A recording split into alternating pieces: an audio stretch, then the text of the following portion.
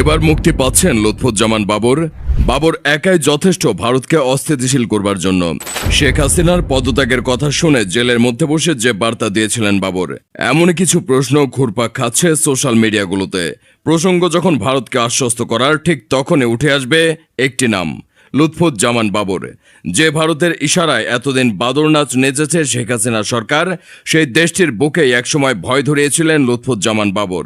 তার কারণে বাংলাদেশের দিকে চোখ তুলে তাকানো তো দূরের কথা, সে সময় তার নাম শুনলেও হাঁটু কাঁপত পার্শ্ববর্তী দাদাদের, ভারতের। ভিডিওটি শুরু করবার আগে একটি অনুরোধ করব, যদি বাবর প্রেমী হয়ে থাকেন তাহলে ভিডিওটির মধ্যে একটি লাইক দিয়ে ভিডিওটি দেখতে থাকুন। বিএনপি নেতৃত্বাধীন 4 দলীয় জোট সরকারের সাবেক স্বরাষ্ট্র প্রতিমন্ত্রী লুৎফুজ্জামান বাবর। নানা রোগে আক্রান্ত বাবর 17 বছর ধরে কারাগারে। 3 মামলায় হয়েছেন দণ্ডিত।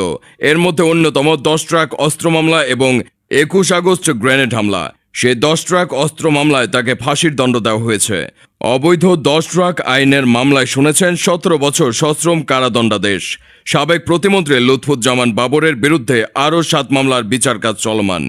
অবৈধ সম্পদ অর্জন ও সম্পদের তথ্য গোপনের মামলাটি রায় ঘোষণার আগেই ধাপ যুক্তি তর্কের পর্যায়ে চলে গেছে।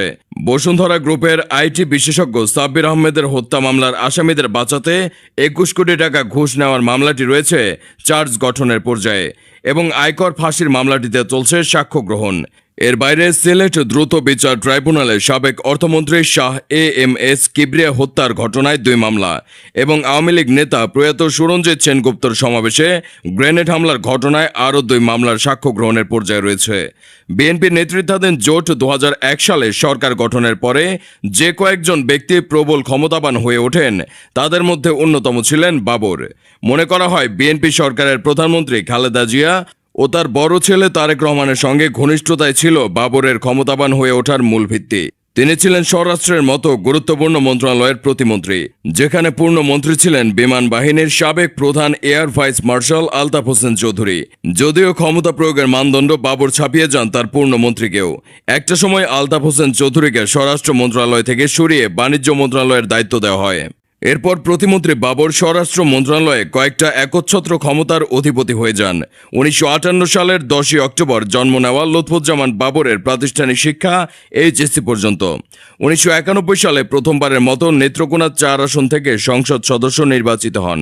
এরপর 1996 সালের 15 ফেব্রুয়ারি বিতর্কিত নির্বাচনেও তিনি সংসদ সদস্য নির্বাচিত হয়েছিলেন। একই আসন থেকে জয় পান 2001 সালের জাতীয় সংসদ নির্বাচনেও। 2007 সালে সেনা সমর্থিত তত্ত্বাবধায়ক সরকার ক্ষমতাসীন হওয়ার পর ওই বছর 28 মে যৌথ বাহিনী লুৎফুজ্জামান বাবরকে গুলশানের নিজ বাসা থেকে গ্রেপ্তার করে।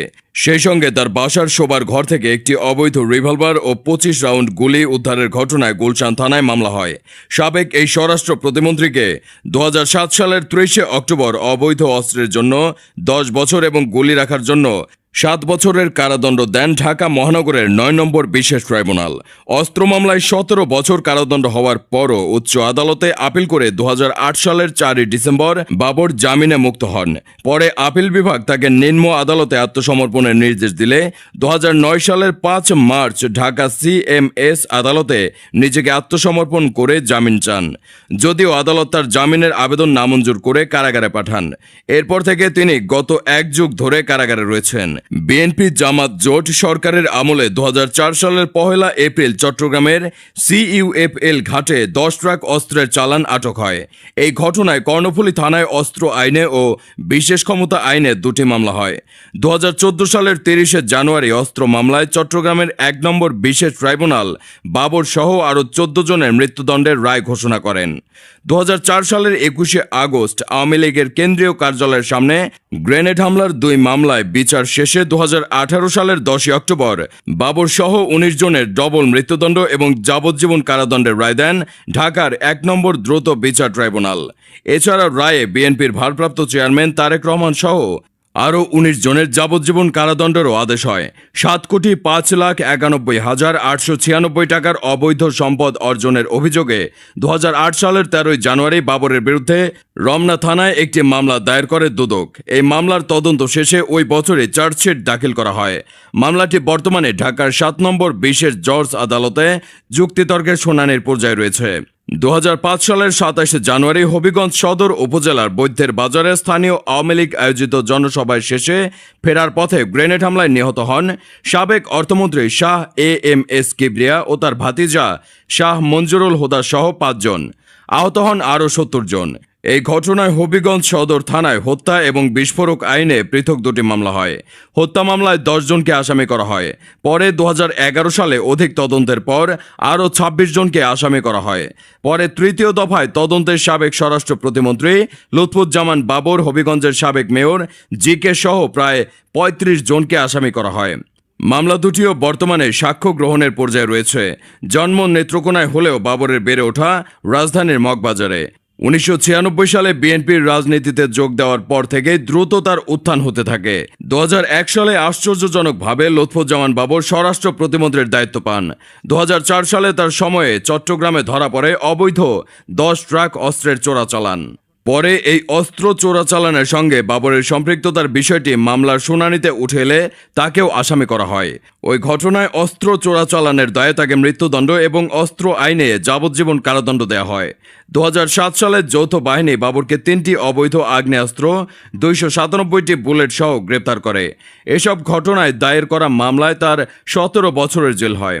নবম জাতীয় সংসদ নির্বাচনে বাবর জামিনে বেরিয়ে স্বতন্ত্র প্রার্থী হিসেবে নির্বাচন করে বড় ব্যবধানে পরাজিত হয়। নির্বাচনের পর তার জামিন বাতিল হয়। জানা যায়, বাবরের অনুপস্থিতিতে বাবরের আসন থেকে তার স্ত্রী তাহমিনা জামান ধানের শীষের প্রার্থী হয়েছিলেন। সে কারণে নির্বাচনের আগে কারাগারে তার সঙ্গে সাক্ষাৎ করেছিলেন। এরপর থেকে এখন পর্যন্ত কেউ তার সঙ্গে সাক্ষাৎ করতে যায়নি। জানা গেছে, বাবরের স্ত্রী সন্তানকে নিয়ে গুলশানের বাসায় থাকেন। তার বড় ছেলে আগে দেশের বাইরে থাকলেও এখন দেশে আছেন এবং তিনি তার পরিবারের দেখভাল করেন।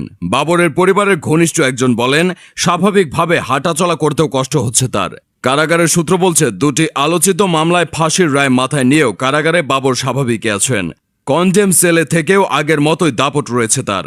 না, শত্রু আইডেন্টিফাইড না, we are of man, we are looking for শত্রু।